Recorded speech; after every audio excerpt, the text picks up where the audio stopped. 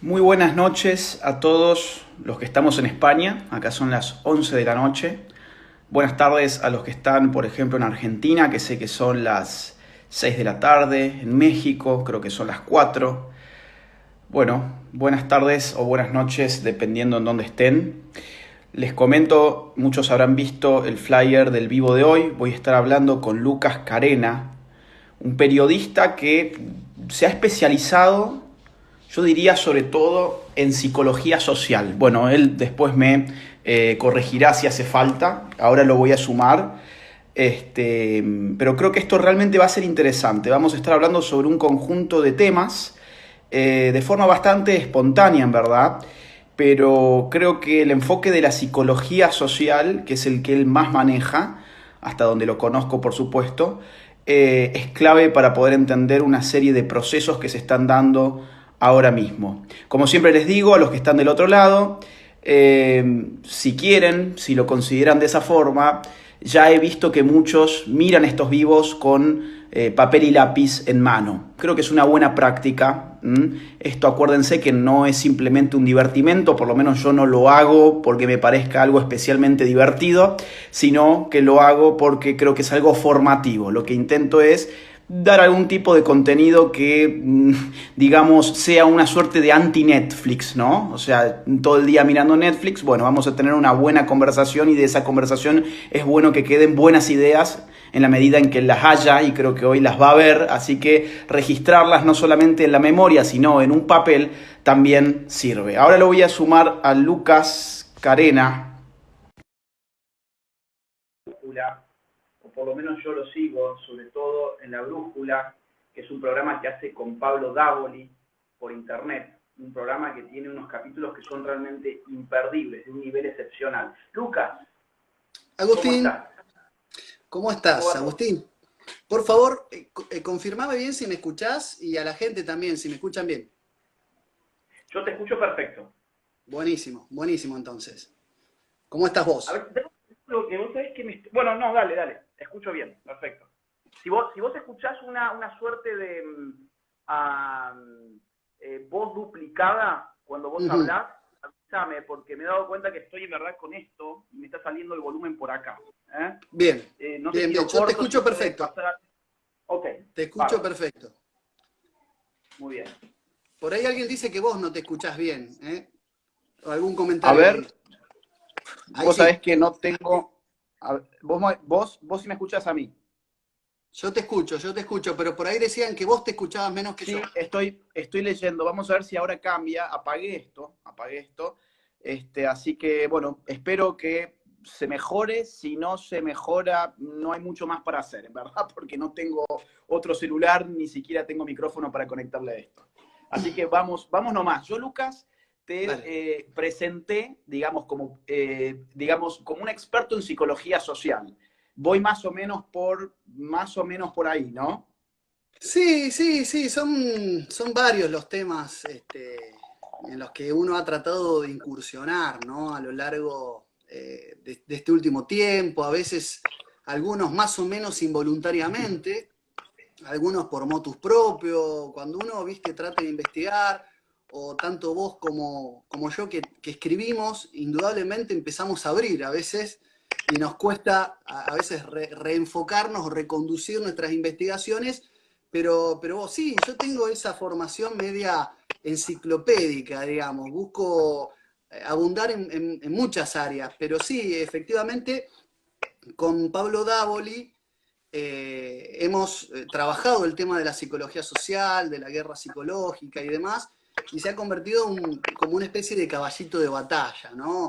Así que bueno, ante todo te quiero agradecer por la difusión que le estás dando al programa La Brújula desde tus espacios, en primer lugar y ante todo porque nosotros acabamos medio como de emanciparnos de TLV1, no por ninguna cuestión de ruptura, sino porque por cuestiones de distancia, ¿no? Vos sabrás entender, nosotros somos de Rosario, sabés dónde está el canal, has estado en el estudio, y Por bueno, supuesto. decidimos también por una cuestión de compromisos personales y porque cambió un poco nuestra situación laboral, bueno, mantenernos en una línea más a distancia y decidimos abrir nuestro propio canal y, bueno, sacar todo por esa ventana, digamos. Muy bien. Mira, yo sigo mucho la Brújula, que es un programa que ya tiene muchos años. Se lo vamos a recomendar a la gente. Los programas, ¿cuántos han hecho? Como, no sé, 80 más o menos. Y empezamos en 2014 de manera casi ininterrumpida, salvo en el año 2018 creo que cortamos, porque yo estuve viviendo en Buenos Aires ese año, después me vine acá y retomamos en el 2020, ya durante el 2019 hicimos tratativas preliminares y retomamos hace muy poquito el programa, así que bueno, te quería agradecer, eh, bueno, por darle la difusión, digamos, al nuevo canal y demás. Así que eso, aparte, ya te Muy digo, de bien. manera desinteresada, lo tengo que reconocer que siempre me lo promoviste de una forma totalmente desinteresada y eso lo valoro. Mira, yo creo que las cosas buenas que dan vueltas hay que hacer, hay que tener ese tipo de gestos porque estamos tan, digamos, apartados de los medios de comunicación, por lo menos de Sí, los sí, medios de comunicación tradicionales, no porque efectivamente. nosotros queramos estar al margen, sino porque se nos ha marginado, ¿no? Que bueno, de alguna forma sobrevivimos a través de Internet, uno no sabe por cuánto tiempo más. Ya anoche, por ejemplo, te comento que tuvimos una conferencia y le cuento también al público que tuvimos una conferencia en vivo por YouTube que fue la presentación de un libro online que hemos sacado con Ajá, un grupo de gente y no duró ni 2 horas, ni 2 horas claro. duró eso online porque Facebook lo dio de baja. Lo De dio de forma que baja, sí. cuando uno empieza a molestar un poquito de más, ya incluso se queda a veces sin espacio en la propia web, ¿no? Antes que vos, puede ser que tenés un micrófono No, puesto. no, nada. Ah, porque cuando hablas hace como un ruido como si rozara el micrófono con algo. No, no hay Puede ser, nada. pero no debo ser yo, por lo menos no es una cuestión de Ok, microfonado, eso seguro. Puede perfecto. ser alguna ¿Cómo? fritura que se mete, Sí. pero es por la conexión. No, no, no, tranquilo, Eh, buenísimo. Sí, hablando de cuando uno empieza a molestar, te quería hacer un comentario, una postilla, porque no me perdí esta semana tu polémica con el diputado Mansilla, y la verdad es que me llamó poderosamente la atención lo de este señor, la cantidad de pelotudeces políticamente correctas que dijo en tiempo récord. La verdad es que me llamó la atención, pero además aprendí cosas maravillosas como, por ejemplo, que precisión se escribe primero con S y después con C, es decir, que el diputado es preciso cuando presica lo que quiere presicar, ¿viste? Porque aparte hay palabras que si vos claro, si, no le podés errar, porque las tenés que poner en verbo infinitivo y te das cuenta cómo va. Sí, Y después sí, que la sí. ideología de género combate la xenofobia o que cada provincia, por ejemplo, tiene su propio código penal. O sea, fue realmente instructivo. Te lo quería agradecer porque fue de Mira, mayor iluminación, digamos. vos sabés que yo creo que es tragicómico, porque por un lado refleja, digamos, la falta de cultura del sector al cual nosotros combatimos, de alguna forma, los que Mm, estamos en esa guerra invisible de la cual ya vamos a hablar también, ¿no? ujú. Eh, pero al mismo tiempo uno dice, bueno, pero esta es la gente que, se quiera o no, nos gobierna. O sea, para mí eso es un reflejo no de un caso particular, sino que yo creo que él representa muy bien la media de la clase política argentina, en un sistema a partir del cual no llegan los mejores, sino que llegan los peores, que es el que tenemos en Argentina, ¿no? Entonces, digo, tuve una contradicción interna, porque por un lado, la verdad es que me mataba de risa con semejante burro, pero por otro lado digo, bueno, en verdad, ¿quién se ríe último? Si el tipo cobra de los impuestos que nosotros pagamos, que además pagamos en calidad casi de siervos, el tipo tiene un poder, digo, un poder en cuanto a su función Sí, pero burocrática mucho mayor que el que nosotros podemos tener. Al final, no, quién ríe pero último? aparte, vos sabés, Agustín, que había un tema que sobrevolaba toda la discusión, de que me sorprendía, viste, pero con indignación, porque sobrevolaba todo este tema el hecho de que vos te convertiste en el primer machirulo de la historia que está indignado porque liberaron a un violador, digamos. Sí, sí. Y de pronto vos eras el machirulo que acusaba a una jueza por ser mujer de liberar a un violador. O sea, no importa No. las mujeres que vaya a violar el violador, sino que la identidad de género de la mujer preasumida por el diputado Mansilla es que es una mujer y vos la atacabas por eso. O sea, es una demostración más de la doble moral que tiene cierta ideología progre, digamos. Así que bueno, te lo quería comentar porque fue realmente insólito para mí escucharlo. Y cómo podemos explicar, Lucas, por ejemplo, porque mira, a ver, para mí fue bastante insólito todo. Yo sinceramente esperaba alguna reacción, aunque sea paródica, del espectro feminista, no mayoritario, pero sí por lo menos de alguna porción del espectro feminista en relación con la liberación de este violador, por lo menos como quien se despega de esta jueza, ¿no? Diciendo algo tan, podrían haber dicho algo, digamos, relativamente simple como, por ejemplo, bueno, repudiamos a esta jueza que lo que ha mostrado en todo caso es que no es una buena feminista. Una buena feminista no hubiera hecho eso. Y así de simple ya salvaban de alguna forma la propia imagen sacrificando a un soldado. Sacrificaste a un soldado, pero salvaste un poco la imagen. Y nadie lo hizo. Yo pensé que alguien lo iba a hacer. No lo hizo nadie.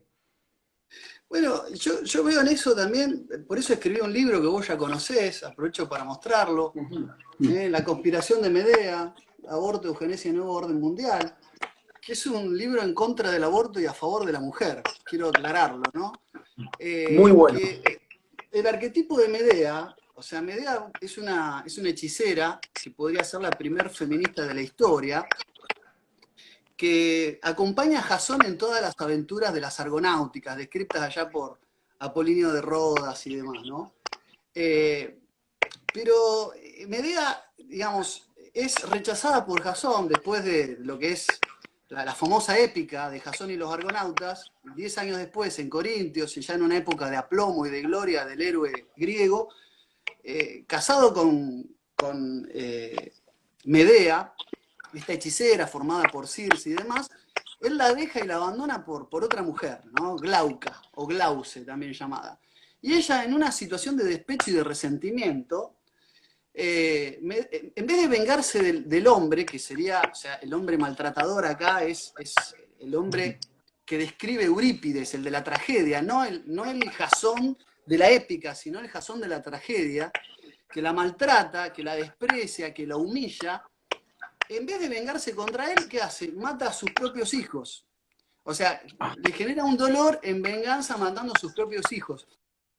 Y un poco este discurso dislocado del feminismo, yo le llamo hembrista o de tercera ola, tiene como una impronta muy singular, porque las mujeres a los verdaderos enemigos de lo femenino parecen apañarlos con un silencio escandaloso y se preocupan por una entelequia construida bajo el nombre de patriarcado, que en realidad es totalmente vacuo, vacío de contenido, y son funcionales a una estrategia internacionalista, que yo creo que es altamente internacionalista, de promoción del aborto.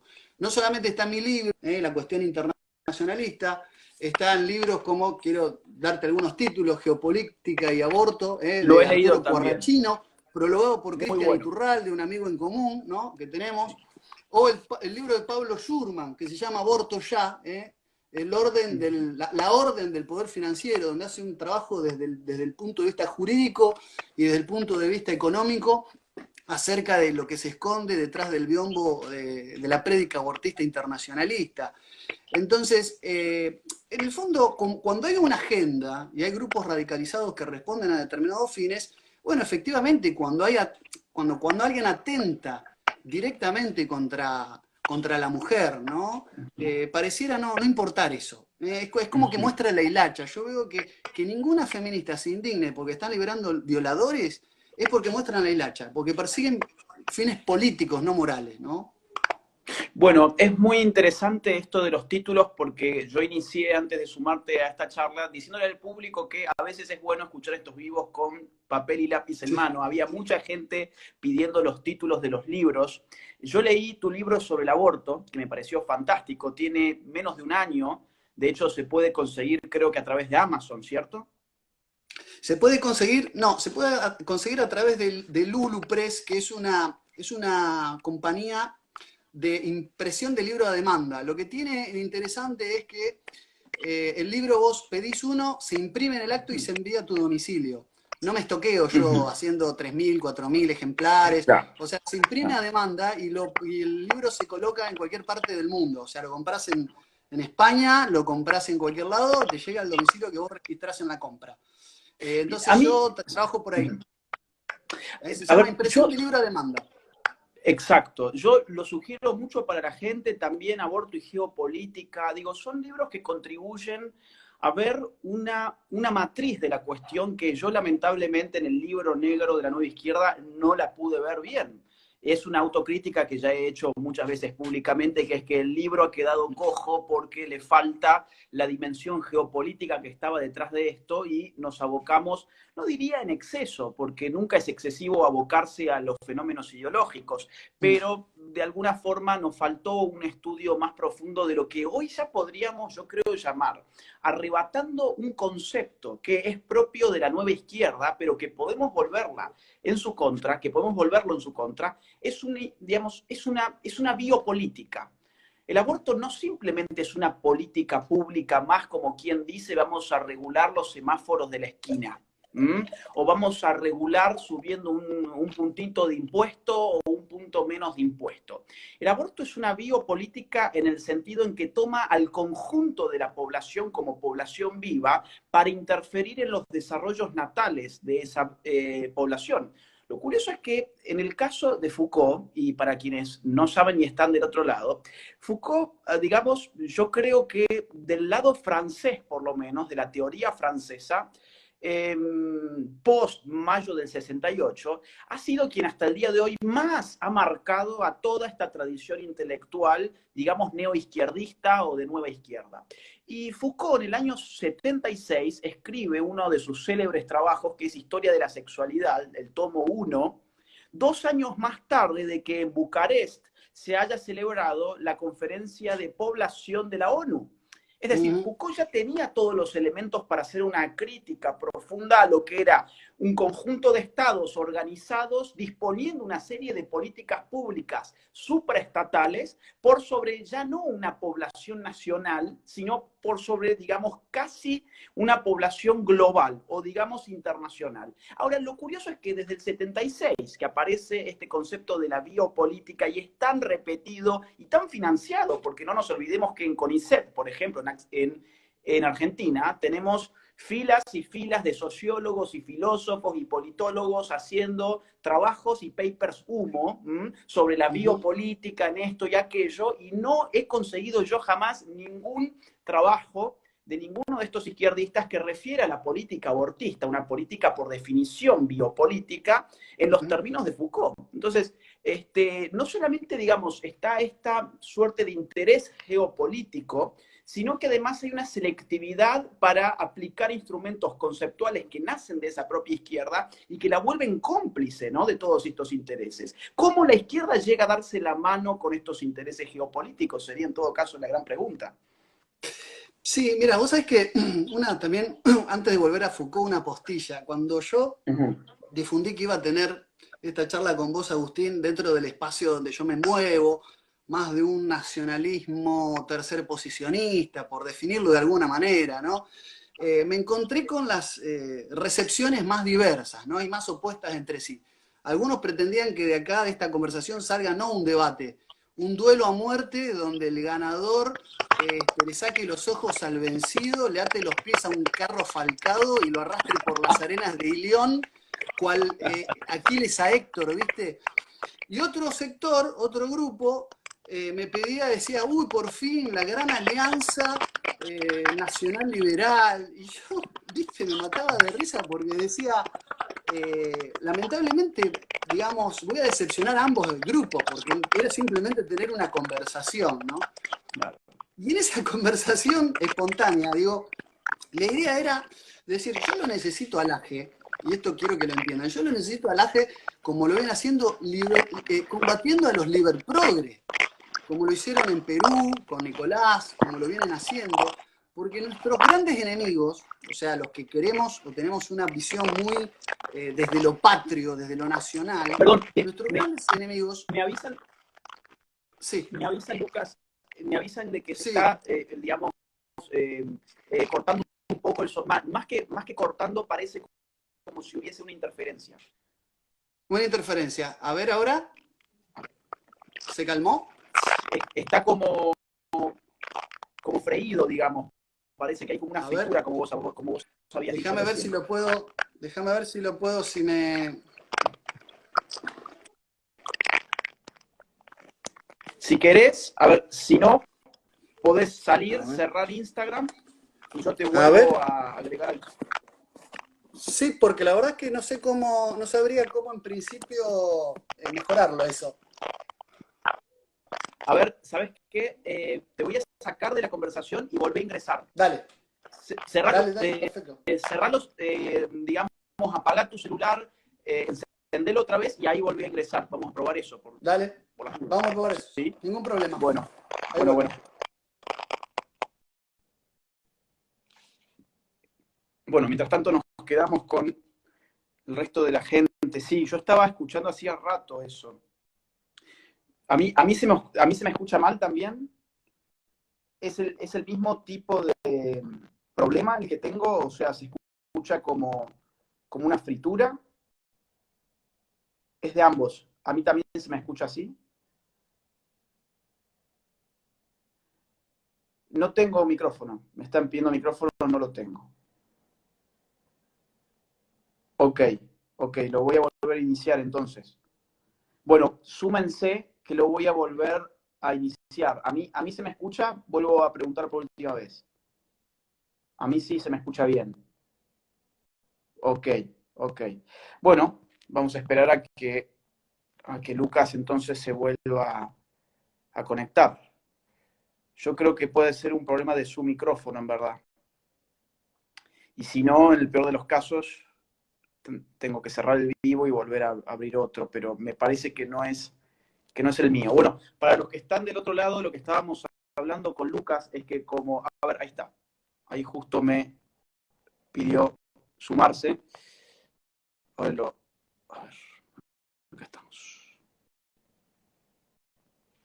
Bueno, a cruzar los dedos. A ver.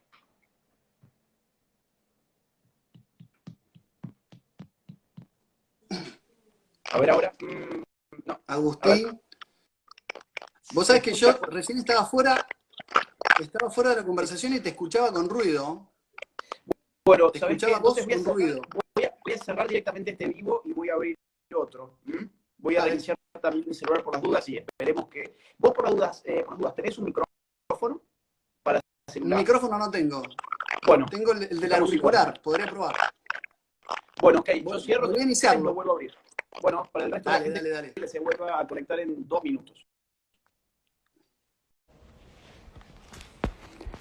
Bueno, vamos a esperar que ahora esto pueda funcionar mejor y esperar a que la gente se vaya conectando nuevamente, a ver si la tecnología ayuda. No sé por qué, pero últimamente no tengo suerte con los vivos en general. Buenas, gracias a todos los que se están conectando. Ya veo que están subiendo la cantidad de espectadores. Ahí Lucas me dijo que se está por conectar. Estábamos conversando, bueno, ahora se escucha mejor, qué bueno. Vamos a esperar que también el audio de Lucas esté bueno. Lucas había recomendado algunos libros, espero no, si no, después lo repetimos para que los puedan conseguir. Ahí estoy agregando Lucas. A ver ahora. Perfecto. A ver, hola. Sí, listo. Ahora sí, ahora sí. ¿Cambió o no? Sí. Bien, bien. Excelente. Vamos adelante Vamos. entonces. No, Agustín, justo se cortó. Yo te estaba diciendo que nuestro sector tiene siempre una prédica, una retórica anti-oligarquía y anti-socialdemocracia.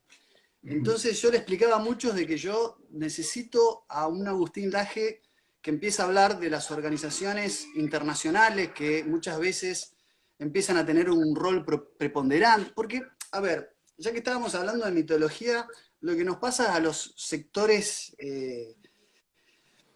nacionalistas, o es un término, viste, muy ambiguo, que aparte tiene distintas acepciones de acuerdo a dónde estemos, Totalmente. viste. Vos hablas de España, de nacionalismo, y algunos sacan el revólver, entonces hay que tener mucho cuidado. Pero, digamos, aquellos que abogamos por un patriotismo, ¿no? Muy arraigado, tenemos la maldición de Casandra, ¿viste? Yo siempre hablo con algunos mitos, pero para hacerme entender. Casandra Priámida era hija de Príamo, era una princesa troyana que le pidió, era una sacerdotisa del templo de Apolo, y le pide a Apolo un día el don de la clarividencia, ¿no? Y Apolo, el dios Apolo, se la concede.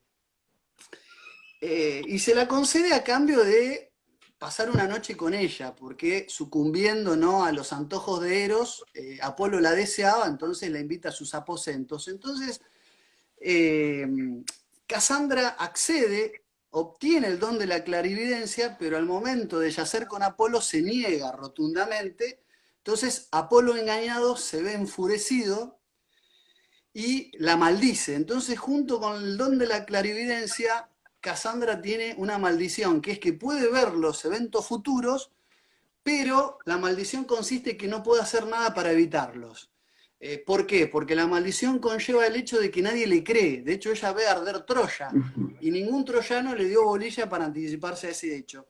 Y lo que nos pasa un poco a los que estamos en mi sector es que venimos medio como siendo una voz en el desierto, diciendo que lo que se avecina, la gran batalla que se avecina en el siglo XXI, es patria versus globalización, ¿no?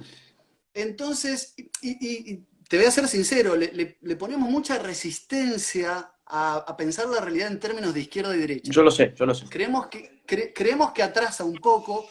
Yo sé que vos hablás de la nueva derecha como significante vacío, un poco para salir de todo el remedo selvático de un liberalismo de cuño economicista, ¿viste? ANCAP, minarquista, libertario. Yo sé que vos escapás de eso, pero la verdad es que nosotros queremos y proponemos pensar la realidad en esa doble categoría, globalismo versus patria o patria versus globalización. Entonces, cuando yo veo a un Agustín Laje que de pronto está diciendo, che, la ONU, che, pero mira estos actores,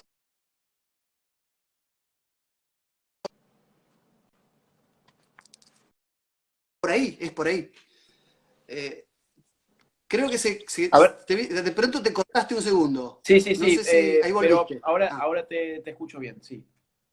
Bien, pero bueno, en ese contexto es donde empiezan a entrar a jugar estos actores que, como bien decís, por ahí en el libro del Negro de la Nueva Izquierda, que es tan injundioso, tan claro sobre la problemática y que la describe también en estas dos partes, sí, lo bueno sería hacer una segunda parte donde agrega todo ese bagaje internacionalista, de la cual obviamente es donde se encuentra la fragua, la usina de fabricación de todas estas ideologías.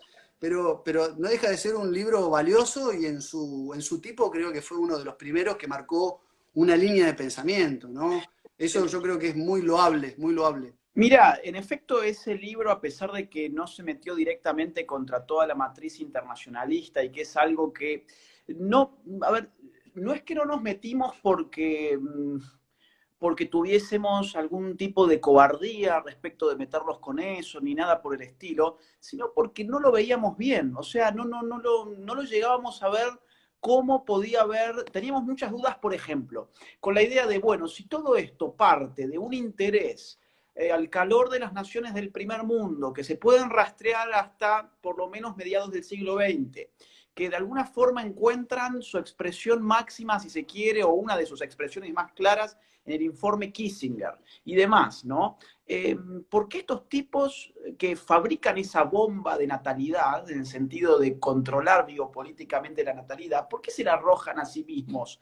Entonces, ¿por qué, digamos, esto que estaba pensado para el tercer mundo, en principio, o por lo menos eso surge de documentos como el informe Kissinger, por no hablar del Fondo de Población de la ONU o del Consejo de Población fundado por John Rockefeller III y demás, ¿por qué estos tipos se arrojan la bomba a sí mismos? ¿Por qué se prueban como campo de operaciones? Ese tipo de dudas, entre otras más, nos hacían, digamos, no ver que detrás de esto había efectivamente, digamos, intereses que eran irreductibles a, digamos, lo meramente económico, al típico negocio, a lo Planned Parenthood, digamos. Entonces, nosotros nos metimos, por ejemplo, con el negociado de Planned Parenthood, comentamos cómo efectivamente se financiaba, pero siempre con la matriz de quien invierte en un negocio para obtener una rentabilidad económica inmediata, ¿no? Que eso también existe, digo, no es una cosa o la otra, también existe y también se da esto como un negocio. Hay un dato que para mí es fulminante, que es que Planned Parenthood en su versión internacional tiene más de 46.000 clínicas abortistas en el mundo, y si lo comparamos, por ejemplo, con McDonald's, McDonald's tiene 33.900 sucursales, cuando un aborto no sale lo mismo que comerte un Big Mac, ¿no? O sea, un aborto según la PPFA, o sea, la Planned Parenthood de Estados Unidos, te puede costar dentro de los primeros 3 meses de gestación hasta $1.500. Entonces, que hay un negocio, pero la pata geopolítica demográfica, digamos, nosotros no la veíamos. Y yo, digamos, a partir de ese libro fui expulsado de ese ambiente al cual vos te estás refiriendo, y de alguna forma yo me auto expulsé, porque yo empecé a poner en duda, digamos, hasta qué punto la libertad era realmente el valor cardinal de estos espacios. Digo, uno asocia al liberalismo o al libertarianismo con, digamos, una defensa acérrima de la libertad individual. Y yo compro, digamos, o sea, estoy a favor de esos valores, pero de un día para otro me encontré con que esos espacios no defendían bien esos valores. Y no los defendían bien Claro. porque no los podían defender por fuera del único espectro de intereses en los cuales ellos se sumergían a buscar ataques a la libertad, que era el terreno de la economía. Entonces, impuestos, gasto público, subsidios, trabas arancelarias, el comercio internacional cerrado, bueno, todo eso era los típicos ejemplos, pero después uno tiene, vamos a decir, un médico en Argentina que ni siquiera es objetor de conciencia, pero por una cuestión meramente médica, no hace un aborto en un embarazo avanzado, donde salva 2 vidas y donde ese tipo, después el Estado, que se supone que el liberalismo combate, ¿no? Ese Estado le saca la matrícula de médico, o ese mismo Estado persigue a maestros y docentes por no enseñar la doctrina oficial del Estado en materia sexual, que es la ideología de género, o veo que ese mismo Estado, por ejemplo, tiene una agencia, un organismo llamado INADI, que persigue a periodistas y a personas que escriben, como nuestro amigo Rodrigo Cristiani y Turralde, digamos, que ha tenido causas con INADI, y digo, digamos, esto no incumbe también a Vos la también. lucha contra ese estatismo, ¿no? Sí, sí, sí, No, también, digo, vos también. también tuviste el INADI también. No, coincido, coincido. A ver, yo también pongo en cuestión, nosotros no somos enemigos de la libertad en absoluto. A veces lo que nos pasa es que no vemos nada más liberticida que a veces que ciertos sectores de la usura internacional, Sí. y creemos que el Estado que vos describís es real, pero creemos que es un Estado cipayo, que es un Estado entreguista. O sea, no lo vemos como una nota intrínseca a la constitución del Estado, sino que no está funcionando para lo que fue pensado. Vos fijate que si por Estado entendemos un Estado que le va a sacar recursos a defensa y seguridad para crear un Ministerio de la Mujer y la Igualdad que se ponga a controlar precios cuidados, yo, Agustín, soy minarquista. Claro. Yo soy minarquista mañana. Ahora, si nosotros tenemos un Estado que va a proteger nuestra cultura, vos que estás en la batalla cultural, nuestros orígenes, nuestra génesis cultural hispano-católica, si se quiere, bueno, ahí ya entro en duda. Lamentablemente no tenemos, desde luego que no tenemos ese Estado. Vos fíjate que Achinda Brandolino, médica, legista, provida, que ha dado incluso conferencias, si no me equivoco, con vos en el exterior, Sí, hoy está siendo denunciada por no ajustarse a la agenda internacionalista por un liber progre, exacto. por un tal Alejandro Bongiovanni, no sé, que está saliendo en todos los medios a acusarla de nazi. Entonces, yo también quiero la libertad de expresión, la libertad de, digamos, de hacer, digamos, y hacer en el plano de la autonomía. Lo que pasa es que para eso queremos un Estado soberano, si se quiere, queremos Ujú. esa soberanía. Entonces ahí es donde creo que podamos empezar a tener algún diálogo más fluido, digamos, cuando empezamos a definir estas cosas. Es decir, la izquierda, perdóname que me ponga un poquito como en profesor ciruela, no lo quiero hacer, No, no, pero adelante, adelante. la izquierda, no, vos sabés que si uno hiciera como una especie de diagrama de Venn o anillo Borromeo, vos que sos politólogo me vas a entender bien. El hecho político, esto me lo enseñaba un profesor, Artemio Luis Melo, que le estoy muy agradecido por lo que aprendí de ciencia política con él. El hecho político está atravesado por tres tensionalidades, que son la tensionalidad eh, público-privado, Ujú. ¿no? La tensionalidad mando-obediencia y la tensionalidad amigo-enemigo. ¿Sí? Exacto. Amigo-enemigo. No sé ahí si se ve, yo esta pizarrita la uso para dar clase, ¿no? Vos Ajá, tenés el ajá. hecho político y esas tres tensiones que son equidistantes entre sí, que tienen un espacio común. Ahí se ubica el hecho político. Entonces, la izquierda siempre te va a mirar desde el prisma o va a tratar de priorizar la relación arriba-abajo, Ujú. mando-obediencia. O sea, para Marx la historia del hombre era la historia de la lucha de clases, ricos y Ujú. pobres, amos y esclavos, señores feudales, siervos de la gleba, burgueses y proletarios, ¿no? Ujú. Es decir, este verticalismo, representado por ejemplo en la película El Hoyo, que vos tan bien analizaste, es propio del discurso de izquierda, los de abajo contra los de arriba, siempre hay una relación vertical. Y esta relación en el marxismo empezó siendo así, de hecho el marxismo utópico decía que sin clases, sin ese Ujú. antagonismo de las relaciones de explotación capitalista, Ujú. el Estado era una cosa prescindible. Ujú. Ahora, cuando había que crear esa panacea, ese estado de plenitud por-revolucionario, el marxismo se vuelve totalmente estatista y se salta de vereda y se viene acá a la relación público-privado y todo ese Estado, la abolición de la propiedad privada es lo que empieza, y ahí es donde las voces liberales empiezan a decir, no, bueno, pará, estamos, la insectificación del colectivo sobre el individuo es total. Y ahí es donde Ujú. aparece el gran problema, ¿no? Entonces yo veo al sector del liberalismo, con buen tino, defendiendo lo Ujú. privado por sobre el avance de lo público, no está mal, porque esa, digamos, no se tiene que suprimir esa triangulación, y bueno, y por supuesto que el nacionalismo está más en la relación más tipo Clausewitz, más tipo Sí, Carl Schmitt, Carl Schmitt. amigo-enemigo, entendiendo al enemigo como lo extranjero, pero extranjero no en el sentido alemán de Auslander, Ujú. sino en el sentido alemán de Fremde, del extraño, del que quiere imponer su agenda por sobre nuestra identidad. Lo quiero porque nosotros sufrimos mucho el mote de xenofobia por hablar del planteo. O sea, qué le pasa a veces al de izquierda? Cree que la relación amigo-enemigo la reduce a la relación mando-obediencia y a Ujú. veces le pasa al extremo liberal, sobre todo de cuño economicista, no es tu caso, reduce lo público-privado, la relación amigo-enemigo a lo público y privado y dice el enemigo es el Estado, Exacto. cualquier forma, en cualquier dimensión, en cualquier modelo. Entonces yo creo que hay que hacer una distinción. Obviamente, nosotros, por eso la relación amigo-enemigo, que es de cuño más castrense, hace que haya tantos miembros de la milicia en las filas por ahí del nacionalismo, estamos asociados con eso. Yo creo que no hay que suprimir esta tensionalidad. El hecho político está atravesada por las tres siempre y en todos los casos. Lo que hay que tratar de entender es que esa construcción del enemigo, y acá no quiero alarmar a la gente que nos está viendo, no es salir a hacer ninguna revolución, ningún golpe de Estado, es tratar de identificar digamos, al enemigo como aquel que nos quiere arrebatar nuestra propia identidad soberana.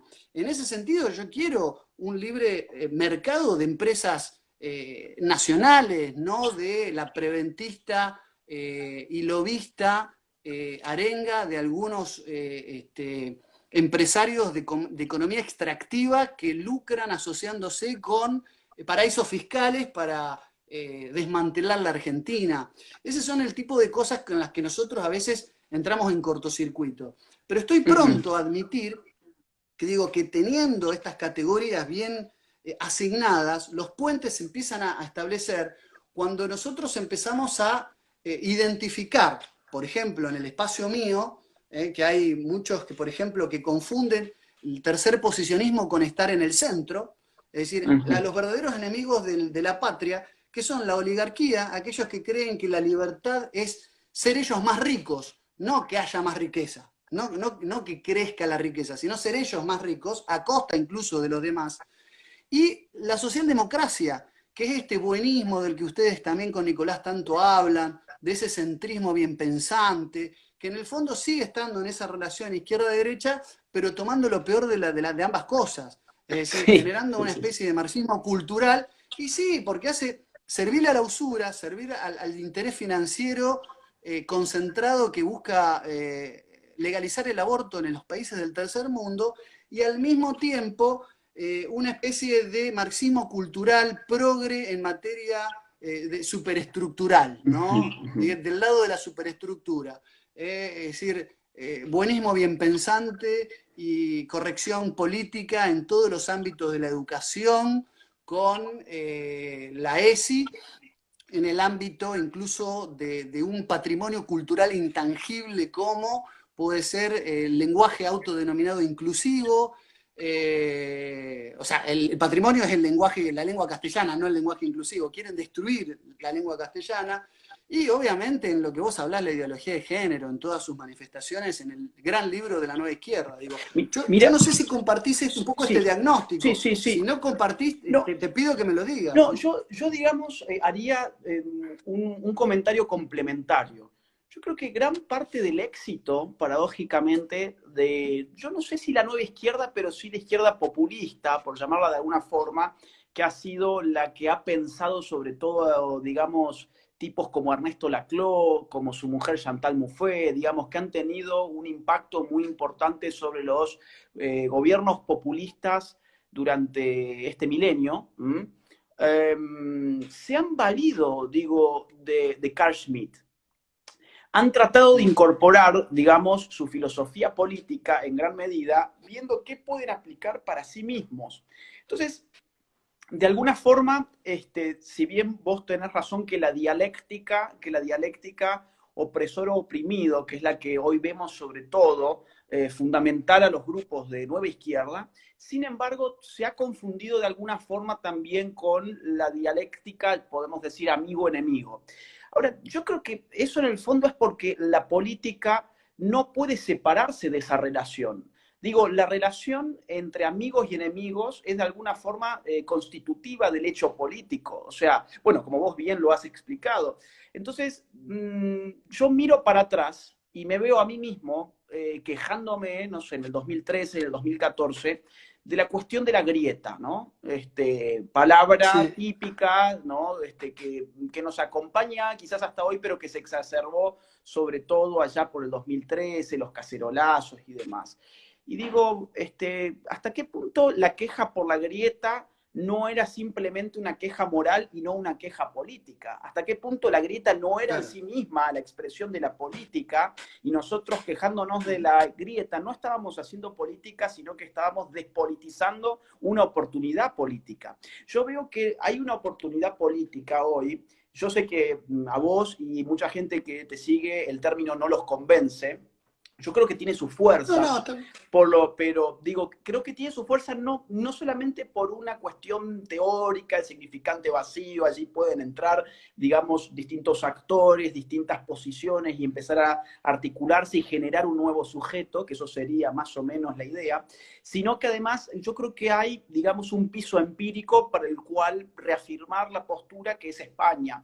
Está bien, vos me dirás, bueno, España no es Argentina, Europa no es Hispanoamérica, sí, pero digamos que España es lo más próximo a Hispanoamérica de lo que podemos encontrar sí, en sí, Argentina, estoy de ¿no? acuerdo. Y digo, en Europa. Entonces, yo creo que la idea de una nueva derecha podría funcionar como esa, digamos, como ese significante en función del cual se articulan y empiezan a confundirse, que ese es el verdadero sentido de la articulación. El sentido de la articulación no es simplemente como lo quería Lenin, esto de golpear juntos y marchar separados. Esa era una frase, digamos, de cabecera de la teoría de la hegemonía de Lenin. Ahora, lo que hace Sí, sí. Gramsci es superar esa visión y decir, no, no, no, cuidado, en la articulación los sujetos se transforman. No existe golpear juntos y marchar separados. Hay un intercambio necesario, hay identidades que confluyen y que generan de alguna forma un nuevo sujeto. Obviamente que siempre hay tensiones, y esto es lo que va a explicar después Laclau y su mujer también. Hay tensiones entre esos sujetos porque no son idénticos, son equivalentes, dicen ellos. Es la política de la Ujú. equivalencia, que no es otra cosa, a mi juicio, que la política en sí misma. La política, y yo leí hace poco una nota donde se me criticaba por esto, creo que es una crítica que está bien, pero como yo lo veo al menos, la política es el arte de tornar equivalentes posiciones que todavía no han encontrado en qué puntos o en qué cantidad de puntos pueden encontrarse. Por ejemplo, yo lo que puedo encontrar de tu sector es, digamos, una conciencia plena de lo que es el enemigo globalista. O sea, ahí ya hay una frontera que divide claramente digamos, un ellos respecto de un nosotros. Ellos son los que atacan nuestra soberanía. Ellos son los que de alguna manera tienen políticas o tienen biopolíticas de control natal con nuestros pueblos. Ellos son los que legislan por sobre nuestros representantes y nuestros representantes son siervos de ellos.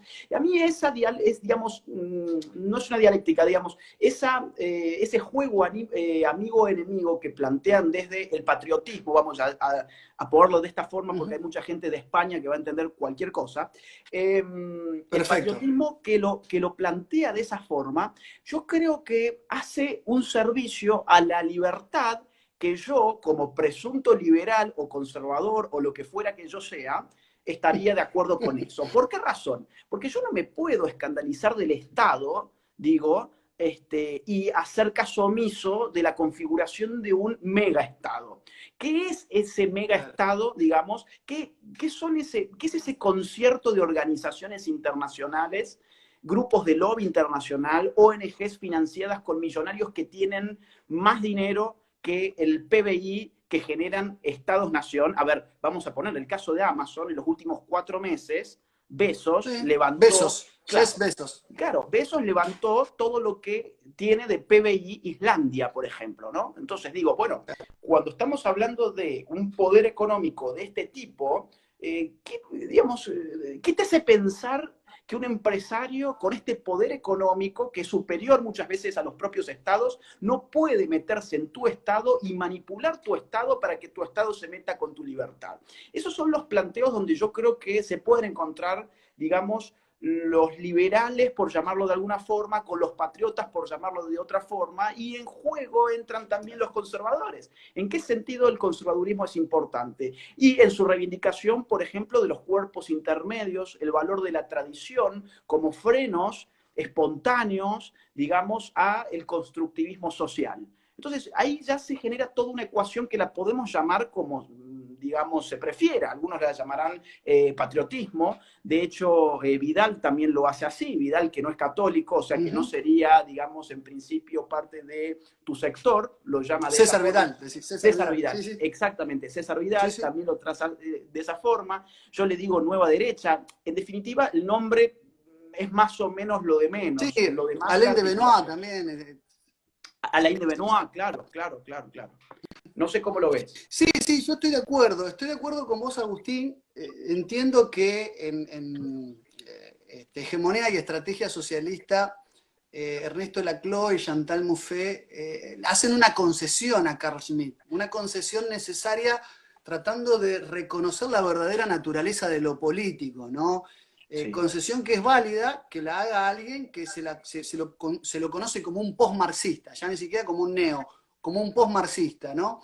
Y es verdad que en ese juego de cadenas de equivalencia y demás, hay un vuelco de Laclau por recuperar en el estructuralismo de extracción más de tipo lacaniana, que es un discurso hegemónico. Y acá aparece lo de significante vacío, que me parece que está bueno que vos también lo recuperes, digo, me parece una honestidad intelectual que lo hagas, y que digo, es inescindible, pero estoy plenamente de acuerdo, porque yo creo que sí, a ver, el desafío que se nos presenta, me parece, en la configuración, en el mapa, en la atmósfera del siglo venidero, y de hecho esto ha sido discutido, tengo entendido, por lo menos así lo dice Daniel Stulin, en las 2 últimas cumbres del Club Bilderberg, es esta realidad de digamos, si va a haber un nuevo resurgimiento de los identitarismos, si se quiere. Tenemos un montón de casos, ¿no? No hace falta de hablar. Después podemos discutir en qué grado, magnitud y de acuerdo a qué realidad aparecen. Trump en Estados Unidos, Bolsonaro en Sí. Brasil, Matteo Salvini en Italia, Marine Le Pen en Francia, Amanecer Dorado en Grecia, Víctor Orbán en Hungría. O sea, el amanecer de el alba que trae nuevos identitarismos es una realidad, es una realidad. Y el globalismo como una agenda, obviamente, que está liderado por actores que vos mismos estás nombrando de manera, insisto, enjundiosa y de manera acabada. Y los desafíos que se presentan son muchos y muy vastos. Nos une, desde luego, esa lucha cultural, nos une desde luego esa lucha cultural, pero seguimos, porque nosotros también tenemos nuestras discusiones con el nacionalismo más de tipo católico, nos separa o nos divide el peronismo, con Perón adentro, Perón afuera, o sea, también tenemos un montón de quilombos y también tenemos la necesidad de decir, bueno, miremos para adelante. Después vemos si esa lucha la damos desde Murray Rothbard o desde Leonardo Castellani. O sea, esa discusión tiene que ser después. Y yo le hago tratar de sentir a mi sector, o le quiero hacer tratar de entender a mi sector, que hay ciertas discusiones que las tenemos que patearla un poco para adelante, para no sofocar o para no convertirnos en fuego amigo. Por eso yo digo, yo necesito a un Laje combatiendo a los libre progre en esta etapa, no peleándose conmigo. ¿Me entendés? Cuando me decían, no, qué buen debate. No, no es ningún debate. Yo lo necesito a Laje combatirlo a los libre progre por una cuestión de necesidad que apremia a la vida humana con el tema del aborto y demás. Y estoy de acuerdo que sí, que hablar de nueva derecha como un espectro un poco más amplio también con algún tipo de pervivencia política, porque hoy radicalizarse en las ideas es un suicidio político, es falta de sentido práctico. Yo creo con vos en este campo que puede ir con cierta amplitud desde un conservadurismo, pasando por un nacionalismo más de tipo identitarista, y estoy de acuerdo que tarde o temprano, si queremos tener logros efectivos, prácticos, visibles y tangibles, tenemos que ceder a decir, bueno, miremos hacia adelante. Nosotros también tenemos experiencias de las que tenemos que aprender. Nosotros hablamos de un identitarismo que nos une el amor y no el odio, ni el espanto. Es decir, tenemos que tratar de tener una identidad que nos sobrevuele en nuestras mezquindades ideológicas y empezar a dialogar con distintos sectores. Esto puede llegar a resultarte incluso hasta, ya te digo, un poco escandaloso, no sé cómo lo tomarás, pero también hay cierto sector de una izquierda nacional que invita a gente de nuestro espacio, como Héctor Giuliano, a hablar sobre la deuda pública y los problemas que eso implica. Porque hoy la deuda pública, si vos no tomás el déficit primario de nuestro Estado, sino el déficit total de nuestra... Es la gran provocadora, la deuda pública, de que tengamos un Estado deficitario. Después podemos decir si también está sobredimensionado, si es elefantiásico, si hay ñoqui, también lo podemos discutir. Pero la deuda pública está traccionando a que solo por pagar intereses de deuda tenemos un fisco voraz que digamos, está metiendo la mano en los bolsillos del empresariado de manera confiscatoria y por lo tanto anticonstitucional para poder pagar en los términos de deuda. Entonces digo, me parece que son muchos los temas que tenemos que empezar a incorporar, insisto, con esa amplitud de conciencia y de conocimiento que yo veo que en tu caso, admirablemente, y no es por adular, vos sabés que yo no adulo a nadie gratuitamente, admirablemente empiezo a ver en tu discurso. Entonces digo, esa es la amplitud que hay que empezar a valorar y empezar a tener estos diálogos y estos debates. Así que bueno, Agustín, yo estoy, contá conmigo, digamos, para la lucha cultural, Bueno, y para igualmente, discutir otros temas. y te cuento, no sé si vos tenés tiempo, pero para robarte algunos Sí. minutos más. No, dale. Ok, porque, bueno, hemos hablado un poco de metapolítica, lo digamos de esa forma con Alain de Benoit, ¿no? Hemos hablado un poco de metapolítica, que viene a ser de alguna manera lo que está más allá de la arena política. O sea, no hemos hablado de política partidaria, sino de cómo se fundamenta la política, qué es lo político, ¿no? Y cómo en función de eso podemos empezar a pensar una articulación entre sectores que obviamente no son idénticos ni lo van a ser, pero pueden de alguna forma empezar a golpear juntos y no a marchar separados, ¿no? A golpear juntos y de alguna forma empezar a intercambiar ideas, conceptos, problemáticas, puntos de vista. Por ejemplo, yo estoy seguro que el ataque que el nacionalismo hace al tema de la deuda podría encastrar bien con algunas posiciones libertarias respecto a que deuda no debería tomarse en un Estado que maneja sus cuentas bien y que no quiere generar ni inflación por un lado con impresión de dinero espurio, ni por otro lado endeudamiento que lo terminan pagando los ciudadanos, ¿no? O sea, acá no hay políticos que paguen deudas, ¿no? Entonces, de alguna... Y esto se sumaría parte de un tercer punto, que es en qué medida tus políticas públicas dejan de ser soberanas cuando tenés una deuda de esa magnitud y hasta qué punto el pedir deuda, digo, sobrepasa la soberanía que se supone que define la esencia de un Estado. Es decir, cuando hablamos de un Estado que no es soberano, hablamos de un Estado que es fallido, o sea, que es más o menos un no Estado, ¿no? Entonces, ¿hasta qué punto, digo, por ejemplo, el aborto no es hasta algún punto una concesión a un régimen internacional que inyectó mucho dinero, muchos dólares en aquel año en el cual tuvimos que salir a dar esta batalla? Y era una batalla que no solamente se daba en ese sentido contra los verdes, sino era una batalla también que tenía, digo, un color muy geopolítico.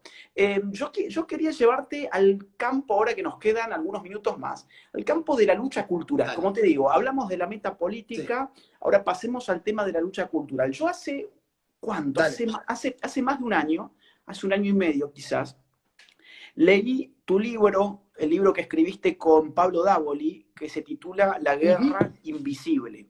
Yo te cuento, yo estoy escribiendo hace 5 años un libro que va a hablar sobre la batalla cultural. Supuestamente lo tenía que terminar este año, vamos a ver si con todo esto se puede. Y entonces estudié tu libro porque, bueno, tiene que ver con, de hecho es sobre la batalla cultural. El título es La Guerra Invisible. Yo hoy, cuando hablé introductoriamente de vos, dije, él es un tipo muy avesado en psicología social, porque para mí ese libro fundamentalmente era un libro de psicología social. A ver, ¿qué es para vos la lucha cultural? ¿Qué es para vos la batalla cultural en primer término? Y en segundo término, digamos, ¿cuáles son los mecanismos que más sobresalen hoy en la batalla cultural que se está dando? Bueno, nosotros hablamos de Guerra Invisible también para darle un título menos técnico, para que tenga connotaciones políticas. Es un libro que habla de algo que en las universidades se suele obviar de manera aviesa, de manera artera, que tiene que ver con la ingeniería social, ¿no? Y hoy uno usa solamente esa palabra y enseguida aparecen los motes por doquier de conspiracionismo y demás, ¿no? Pero todo intento, vos sabés que se cortó un segundo, no sé si ahí estás de vuelta. Yo escucho. Ahí volvimos. Perfecto. En realidad, todo intento de modificar, ¿no? De manera más o menos directa, a corto, mediano o largo plazo, el imago mundi de una sociedad lo consideramos, grosso modo, ingeniería social. Nosotros en ese libro tomamos mucho lo que es Escuela de Frankfurt, ¿no? Algo que no es materia ajena a tus investigaciones, seguramente, pero sí creemos que, digamos, por batalla cultural es primero tomar un estadio que sería el de tomar conciencia de cuáles son las estrategias que con la industria de la propaganda, con cambios culturales, ya sea operaciones de prensa que son de cortísimo plazo, a estrategias de moldear cierto sentir popular con técnicas muy definidas, como puede ser la ventana de Overton, como puede ser la psiquiatría punitiva, como pueden ser técnicas relativas a la espiral del silencio, ¿no? Elizabeth Noel Neumann y su teoría de la espiral del silencio, o lo que pueden ser los estudios prácticos o pragmáticos en torno, por ejemplo, a lo que es la cárcel de Stanford, unos estudios que hizo Philippe Zimbardo, la idea de cómo sacar lo peor de una persona, es decir, lo que se llama el efecto Lucifer o maldad situacional. Perdón que te interrumpa ahí. Hay una muy buena película, ya que la gente está viendo tanta televisión, hay Sí. una película, hay dos películas sobre ese caso. Búsquenlo. Vos creo que te referís al que separan a presos y Y, guardacárceles ficticios. Bueno, sí, exactamente. si la gente quiere ver para divertirse, porque es una película, pero que ilustra este caso, yo no recuerdo cuál era el título en concreto, porque nunca me acuerdo de los títulos de las películas, porque no veo mucho además, pero búsquenlo con el nombre, que es, ¿cómo era, Lucas? El, Sí, sí, es el experimento de la cárcel de Stanford, también ok, llamado experimento de Philip Zimbardo, que exacto. fue el director de una universidad en Stanford que llevó adelante a condicionar una universidad, la condicionó como para que parezca una cárcel y le puso a los estudiantes, a algunos a ser de presidiarios, a ser de reos y a otros de guardiacárceles. A la semana el experimento se había generado un motín y los guardiacárceles estaban humillando incluso a so pena de matarlos cuando estaban asumiendo un juego de rol, digamos, porque eran estudiantes universitarios, ¿no? Es increíble cómo la psicología situacional puede transformar los ánimos de la persona. Lo mismo como tenemos una tendencia compulsa a obedecer las órdenes que otro te inflige o te imprime por el solo hecho de vestirse como un científico, como son los experimentos de Ash, ¿no? El Exacto. experimento de Ash, el experimento sobre las opiniones. Digamos, el experimento de Solomon Ash da un montón de implicancias, ¿no? Pero como cuando toda la opinión pública va en un sentido, una persona que opina en disonancia tiende a sentirse como en offside y se autocensura. Es decir, es increíble cómo una persona se autocensura, es decir, como si vos debatiendo con Valena Pichot y tres progres hubieras dejado que la circunstancia te sobrellevara o te aplastara, hubieras sido más moderado. No te digo silenciado, pero te hubieras moderado y vos con mucha tranquilidad te lo llevaste puesto, digamos, porque fuiste con la verdad, ¿no? Digo, pero no todos están preparados para en todo momento, cuando nos encontramos frente al dedo acusador o cuando nos sentimos una voz en el desierto, una opinión disidencia en un mare magnum y dentro de la uniformidad de una opinión erigida y unidireccionada, estos experimentos dicen, bueno, tendemos a silenciar la opinión que está en disonancia, al disenso, tendemos a proscribirlo o autoproscribirlo. Eso es muy interesante. Entonces, en el libro lo que tratamos de hacer sobre la batalla cultural es cómo se ha avanzado, ¿no? Desde ciertas usinas. Una es la Escuela de Frankfurt, creada en 1923 en el seno de la Universidad de Frankfurt por un conjunto de autores marxistas que venían de un grupo de estudios liderados por Leo Lowenthal y Martin Buber, pero después empezaron a aparecer los verdaderos frankfurtianos, Theo Adorno, Max Horkheimer, y después Herbert Marcuse, ¿no? Que es uno de los ideólogos del Mayo francés, el mismo Eric Fromm, es decir, ni hablar de Antonio Gramsci, Willy Münzenberg y Georg Lukács, que fueron los ideólogos intelectuales de la Escuela de Frankfurt. Previos, previos. Es decir, cómo Va. previos, exactamente, porque hay varias generaciones, ¿no? Digamos, de frankfurtianos, pero cómo en esa usina, lo que hoy vos podrías llamar nueva izquierda, de hecho se le atribuye a Marcuse ser el padre de lo que es la New Left, es decir, cómo en esa usina hay cierto discurso políticamente correcto que marca los márgenes de lo opinable, marca un espectro más o menos amplio, pero también más o menos ajustado dentro de lo que es una opinión correcta. De hecho, hay un libro que en 1950 escribe el mismo Theo Wiesengrund, Walter Adorno, que se llama la personalidad autoritaria. Exacto. Y en este libro describe que la personalidad hace todo una especie de periplo intelectual para describir quién es la persona autoritaria, donde ya el autoritario cobra una nueva dimensión y no está depositada en un statu quo de poder, sino en un estado psicológico de la personalidad. Primero hace ese viraje.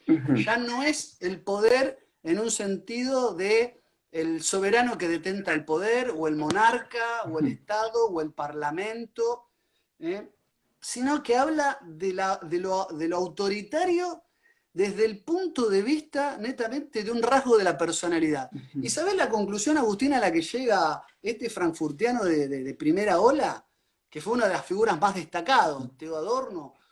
Llega a la conclusión de que la personalidad autoritaria es todo aquel que tenga valores perennes, ideas trascendentes, es decir, qué sé yo, si yo de pronto soy, no sé, religioso, por opción y por convicción, y porque creo, digamos, que hay una serie de valores que son inmutables a través del tiempo, eh, eso me hace, es decir, por no caer en el relativismo que ellos ofrecen y proponen, es decir, que ellos brindan de manera propositiva, me convierten a mí en un autoritario. O sea, en el fondo es todo aquel que aboga por ideas metafísicas, trascendentes y de estatus permanente, ¿no? Perenne, sempiternos. Esos valores sempiternos son los que hacen a una persona autoritaria, con lo cual ellos establecen una dictadura del relativismo, pero aparte un relativismo direccionado, es decir, porque ellos dicen que a la persona autoritaria hay que reeducarla, es decir, la tratan de ignorante, hay que curarla, es decir, la tratan de enferma, y si es necesario hay que punirla, es decir, la tratan de delincuente a la personalidad autoritaria. Con esa estratagema, la progresía ha trabajado de manera muy fina, muy escalonada, en dosis homeopáticas a través del tiempo, en la segunda mitad del siglo XX, y ha logrado instalar un conjunto de ideas aceptables y un conjunto de ideas que son enseguida trastocadas con lo que se llama la reductio ad Hitlerum. Es decir, esto es nazi, esto es facho, creo que alguna vez te habrá pasado. Te habrá pasado. Muchísimo. Bueno, entonces, digo, y nosotros tenemos que tratar de tener las herramientas, y eso es lo que trataba de brindar el libro, por lo menos así tratamos de hacerlo con Pablo, como mínimo para identificar estas estrategias y para saber luego cómo sobreponerse a las mismas. Digo, la batalla cultural tiene mucho que ver con eso. Mira, pero bueno, no quiero monopolizar la palabra. Mira, yo haría algunos pincelazos sobre el cuadro que estás haciendo que me parece fabuloso.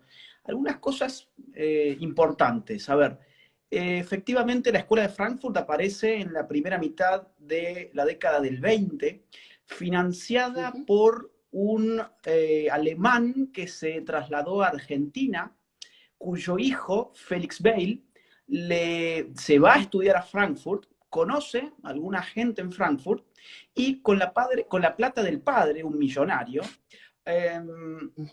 financia este grupo, prometiéndole al padre qué cosa. Como ellos eran judíos, le prometía al padre que este grupo de intelectuales judíos iban a estudiar la exacerbación antisemita en Alemania que veían venir.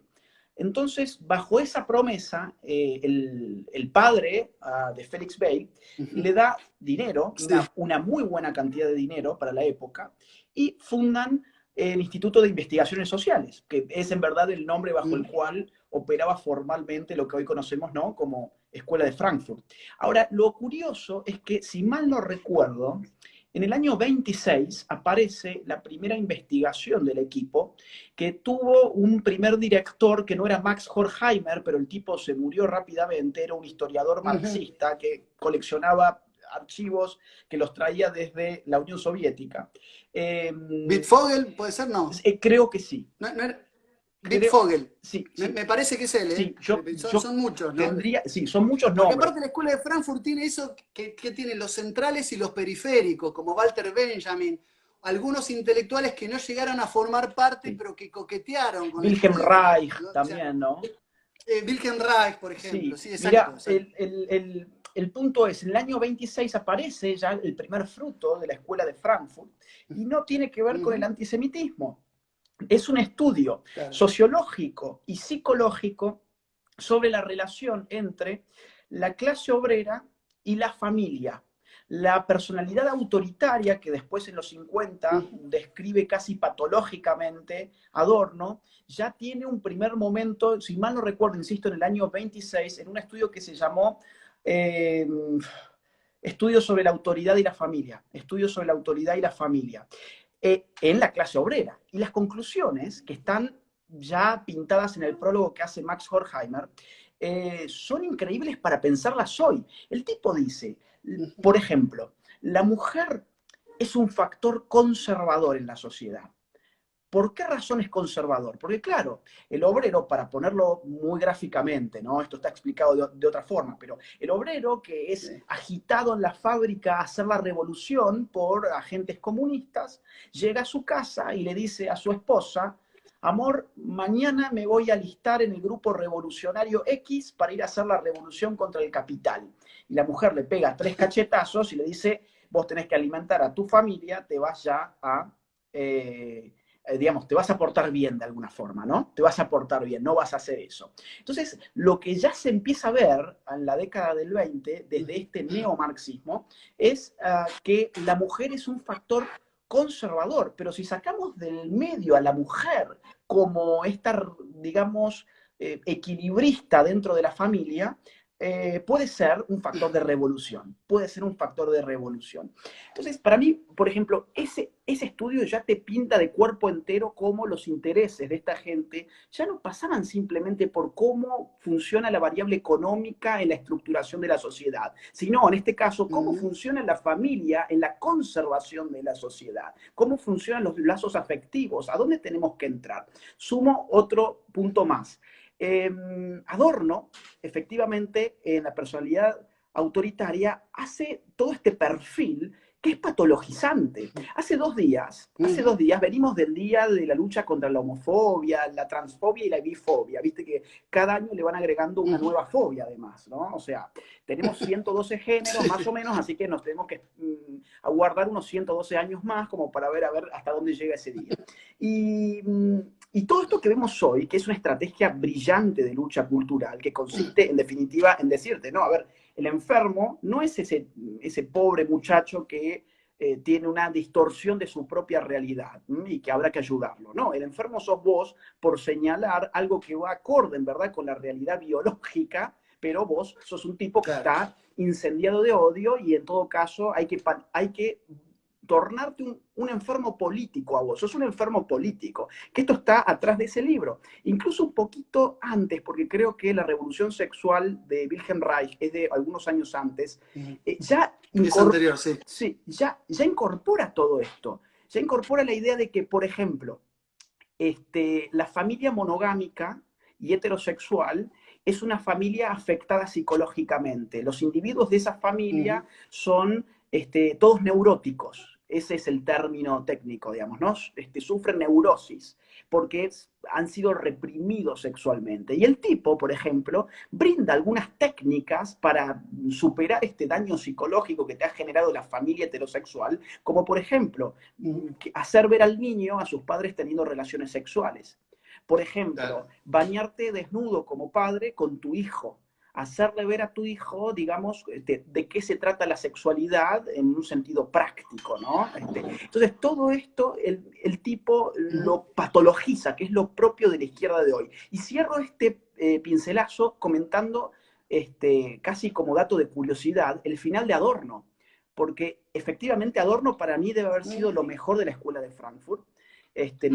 Nunca dirigió la escuela de Frankfurt, pero el tipo más potente intelectualmente creo era... Sí, intelectualmente hablando, sí, claro. Un tipo súper completo, o sea, escribió hasta de estética, de musicología, de un montón de cosas. Y el tipo... Introducción a la sociología de la música. Disonancias. Exactamente. Tiene una teoría de la estética, bueno, en fin. El tipo en el 68, que es justamente el chispazo que por fin enciende la llama de ese combustible que ellos mismos arrojaron en las sociedades, se le vuelve en contra a Adorno, porque los estudiantes alemanes le toman el instituto. Horkheimer ya se había ido a Ginebra, estaba en Suiza, Marcuse estaba en los Estados Unidos y Adorno se había ido a Frankfurt. Le toman los estudiantes revolucionarios o rebeldes o insurgentes, según como se lo quiera ver, y él ¿qué hace? Llama a la policía. La policía ese día llega al instituto, le da con unos buenos garrotazos a los estudiantes y se lleva a una veintena presos. Entonces, la subsiguiente conferencia de Marcuse sufre lo que hoy llamamos un escrache, ¿no? Al tipo se le paran las feministas al frente, le pelan las tetas, se les ponen en tetas, los zurdos imprimen panfletos que dicen Adorno, fascista, lo reparten por todo el auditorio, no le dejan dar la conferencia, casi lo que a nosotros nos pasa casi siempre, lo sufrió el propio Adorno, es esto de cría cuervos y te sacarán los ojos, ¿no?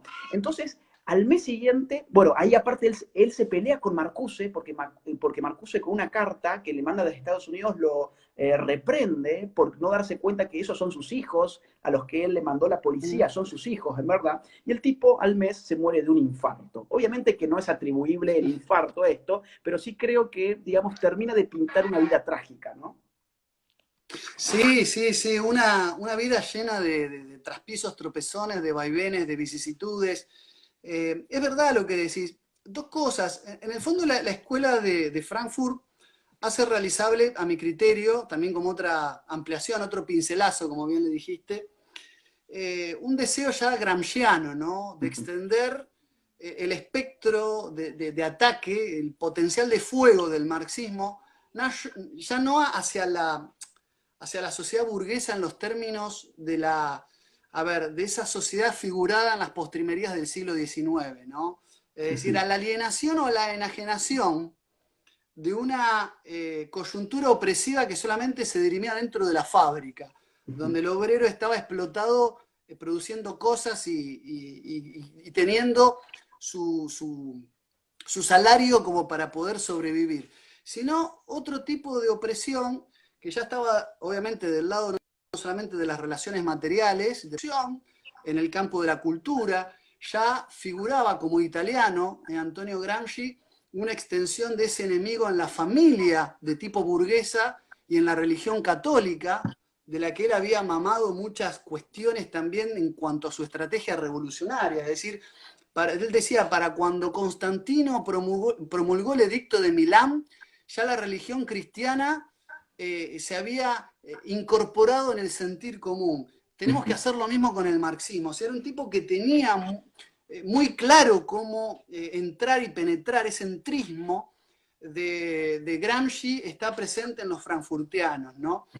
Pero otra cosa, otro pincelazo que quería dar, es la gran cantidad de contradicciones en la que incurre, además de estas notas biográficas, podemos decir, que vos estás aportando, en que la mayoría de los frankfurtianos en realidad jugaron un papel fundamental para la masificación sobre la cual la escuela de Frankfurt debía erigirse como enemiga, porque ellos ya decían que la relación opresores-oprimidos no era la del burgués y el proletario, sino la sociedad opulenta del consumo, es decir, la enajenación no estaba en las bases productivas, sino en la lógica del consumo de la sociedad opulenta, y la sociedad de masas y lo popular vendría a reemplazar al obrero proletario explotado. Lo que pasa es que después terminaron la mayoría de ellos trabajando en Estados Unidos, como Theo Adorno en la Universidad de Princeton, junto a Paul Felix Lasserfeld, en lo que fue el proyecto Radio, él junto a Herta Herzog, que era la esposa de Lasserfeld, terminaron trabajando con subsidios de la Fundación Rockefeller, con subsidios del Instituto Tavistock, trabajando en las universidades norteamericanas para contribuir a esa masificación enajenante, aplebeyante de la conciencia, aborregante y estupidizante de la sociedad media norteamericana. De hecho, esto yo lo tomo con pinzas, lo quiero aclarar, de hecho Daniel Stulin se atreve a decir en el libro sobre el Instituto Tavistock que como musicólogo fue fundamental la obra Disonancias, Introducción a la Sociología de la Música, porque vos sabés que Adorno se había formado con Arnold Schoenberg y Alan Berg, que eran dos maestros de música de la segunda escuela vienesa de música. Música atonal, ¿no? La música tonal, exactamente, lo que era la música dodecafónica, también llamada música tonal, y que él hizo importantes contribuciones a lo que fue la cultura del rock y lo que fue la Beatlemanía, presentada en Estados Unidos en ocasión de generarse esos programas como por ejemplo el programa de Ed Sullivan, que entre el año 1948 y 1971 más o menos eran como una especie de tinelización, bien digo, de la cultura. Y ahí se presentaban todas las celebrities musicales y se generaba toda esa cultura del rock y demás. Los festivales de Woodstock a cielo abierto, donde el hipismo iba a practicar su desembosada animadversión a la guerra de Vietnam y al mismo tiempo a consumir drogas psicodélicas como el LSD, que eran manufacturas de la industria Sandoz, de un tal farmacólogo de apellido Hoffman, que no eran otros que las industrias farmacológicas de la familia Barbour, también una empresa, es decir, que pertenecía a intereses usurarios de banqueros, mendaces. Entonces, él se atreve a decir, Daniel Stulin, yo tengo mis reservas porque no tengo modo de demostrarlo fehacientemente, que la Beatlemanía fue una especie de invención de la Escuela de Frankfurt para estupidizar a la sociedad. No hay nada más esclavizador, no hay nada más aplebeyante y aborregante que esa cultura rockera, ¿no? De haz el amor y no la guerra, que también se puede ver un poco en los eslóganes vacuos del mayo francés, prohibido prohibir, ¿me entendés? O la imaginación al poder, que vos tantas veces citás. Digo, todo eso fueron experimentos sociales y fueron maniobras de ingeniería social, y siempre vas a encontrar a un frankfurtiano, bien digo, detrás de bambalinas en alguna de las instancias de fabricación de estos proyectos. Entonces digo, en el fondo no fueron liberadores de nada, fueron, al contrario, fueron la más estricta fuente de usinas y laboratorios sociales para tener a gente estupidizada y entretenida, cual Mundo Feliz o George Orwell de 1984, en un escenario totalmente distópico y aberrante. Entonces digo, lo quería también tirar como una pincelada más, porque en el fondo los efectos deleterios de la Escuela de Frankfurt son incontables, y hoy todavía estamos pagando las consecuencias, ¿no? De las contribuciones que, como bien dijiste, gente brillante intelectualmente contribuyó a generar. Mira, mientras te escuchaba, me acordaba de uno de los libros de Marcuse, que en verdad es una compilación de sus conferencias, porque él en el 68 obviamente explota como nunca su imagen, y el tipo lo llevan a hacer varias conferencias, entre otras a Canadá. Y el tipo, si mal no recuerdo, en una de estas, que está en un libro que se titula La sociedad carnívora, eh, coloca al drogadicto como una suerte de nuevo sujeto revolucionario, ¿no? Entonces, el tipo dice algo así como, más o menos, el socialismo, este socialismo por el cual nosotros estamos luchando, implica una reconfiguración a nivel sensitivo. Hay una modificación que incluso llega a penetrar hasta lo biológico, porque hay que modificar al hombre. Modificar al hombre no solamente es modificarlo en sus ideas, sino incluso en su constitución física orgánica, dice Herbert Marcuse. Dice, de alguna forma, los estupefacientes son esa anticipación de la sociedad por venir. En el drogadicto, que está en su mundo, que está completamente alienado, él no usa esa palabra porque no la puede usar. No puede hablar de la alienación del drogadicto, sino que él va a hablar de la revolución del drogadicto en la medida en que ya se coloca su cuerpo, su mente, su sistema biológico por total en una realidad distinta, que lo transporta a otro mundo, que es el mundo del hombre nuevo. Entonces, vos imaginate esta sarta de pelotudeces, vamos a decirlo así, espero la gente no se enoje. Digo, hicieron la revolución. ¿Hubo una revolución o hubo una reconfiguración del capitalismo? Pues yo lo que veo es una reconfiguración de un capitalismo que pasó de ser, digamos, un sistema basado más bien en el ahorro a un sistema hedonista basado en el hiperconsumo, que es justamente lo que denuncia Daniel Bell en un libro que recomiendo a la gente que siempre pide libros del otro lado, que es Las contradicciones culturales del capitalismo. Un libro donde, bueno, te vas a encontrar con que el capitalismo de hoy no tiene demasiado que ver con ese capitalismo primigenio, incluso que llegó hasta principios del siglo XX, que era un capitalismo fundado en una actitud, digamos, si se quiere, basada en el ahorro y no en un hiperconsumo hedonista.